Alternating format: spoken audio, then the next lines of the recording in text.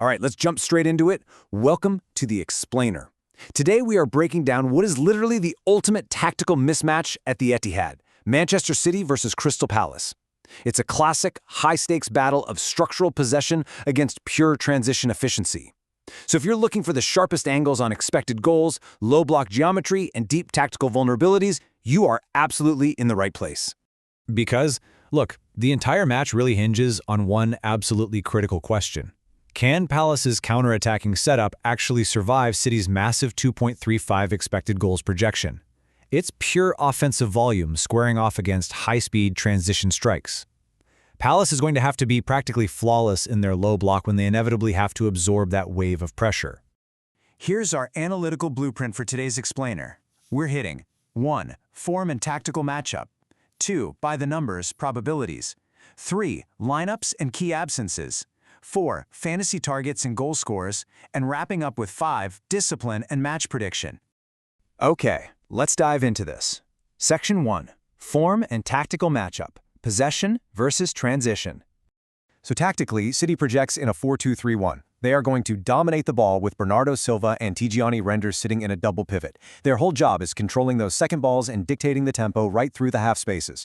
The goal for City is simple, really. Isolate Jeremy Doku and Antoine Semenyo out wide and feed Erling Haaland as early as possible. To counter that, Palace drops into a 3-4-2-1, which, let's be real, is effectively a highly compact back five out of possession. Daniel Munoz and Tarek Mitchell are there to absorb that wide pressure and immediately trigger Ismaila Sarr into the channels. They want to ruthlessly attack the space that City's advanced fullbacks leave behind. And when you look at the momentum coming into this, City is just a ruthless machine right now. Unbeaten in their last 5, aggressively chasing Arsenal in the title race. Meanwhile, Palace is a bit of a chaotic variable. They possess really high attacking transition quality, but man, their away defensive volatility is a glaring red flag for bettors and fantasy managers. You literally don't know which defense is going to show up. Moving right along to Section 2, by the numbers, probabilities. Let's look at the statistical reality. Running this matchup through a Poussin-style expected goals model, the probabilities heavily favor the home side. I mean, heavily. City is sitting on a dominant 70.8% win probability. The draw is at 17.3%, and a Palace upset just 11.9%. The math tells us the highest probability outcome is a 2-0 City win, but because of Palace's transition speed, banking on a clean sheet is actually pretty volatile.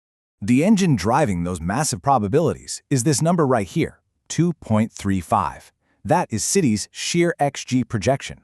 When you factor in their progressive carries and penalty box touches, it mathematically points to at least 2 goals for them today. It's just a relentless volume of high-quality chances.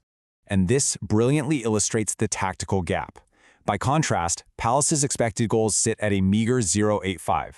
With an XG under 1, they absolutely cannot afford to waste chances. If Sarr breaches City's high line, he has to convert. Period. They simply won't get the volume of looks to survive a shootout, so hyper-efficiency is their only lifeline. All right, Section 3, lineups and key absences. We need to talk about the missing pivot. Because the biggest market mover today is this specific Reuters report. Rodri is dealing with a groin issue and is officially unavailable. This completely alters the tactical geometry of the pitch. Rodri is the ultimate defensive anchor. Sure, Bernardo and Reinders are fantastic on the ball, but without Rodri's elite transition defense screening them, City suddenly becomes highly vulnerable to Palace's counterattacks. And the absences pile up. City is also missing Josko Guardiola and Abdulkader Husanov at the back, which practically invites pressure in those wide channels. But Palace has a massive headache of their own to deal with. They're missing Borna Sosa, Ivan Guisand, Eddie Nketiah, and crucially, Cheikh Doucouré. Losing Doucouré strips their midfield engine room of all its rotation depth. Adam Wharton and Daichi Kamada are going to be absolutely exhausted chasing City's shadows all afternoon. Which brings us to Section 4, fantasy targets and goal scores. Let's maximize that upside. Now, what's really interesting about this slide is looking at the anytime goal scorer probabilities. Erling Haaland is, of course, the ultimate anchor at 58%. Given City's projected XG and shot volume against a deep block, he's a total must-play. Below him, Antoine Semenyo offers some really great wide-forward isolation value at 28%. But honestly, do not sleep on Ismaila Sarr at 18%. His raw pace targets City's main vulnerability right behind the fullbacks. He is the elite transition value pick today for sure. Finally, let's wrap up with Section 5, discipline and match prediction. It's time for the attrition battle. For the prop bettors out there, pay attention to this. Referee Stuart Atwell is in charge, and he averages 4.67 cards for this specific fixture context. That's a moderate to high card environment, and that is going to heavily penalize a game script where Palace is basically guaranteed to rely on tactical fouls to break up City's play. So where is the card value? Daniel Munoz is at high risk. This right here is the ultimate vertical battle because Jeremy Doku is going to isolate him one-on-one repeatedly on the wing. In the midfield, Adam Wharton is a medium-high risk just trying to deal with Bernardo Silva's intricate central combinations. And Daichi Kamada? He's a prime candidate to be forced into taking a cynical, tactical foul during one of City's high-speed transitions. Look, the raw data overwhelmingly favors the home side, but the tactical setup and these crucial missing personnel absolutely leave the door slightly ajar. So, we leave you with this to chew on. Will Crystal Palace's low block inevitably crack under City's relegation-level pressure, or can Sarr step up and execute the absolute perfect transition heist at the Etihad?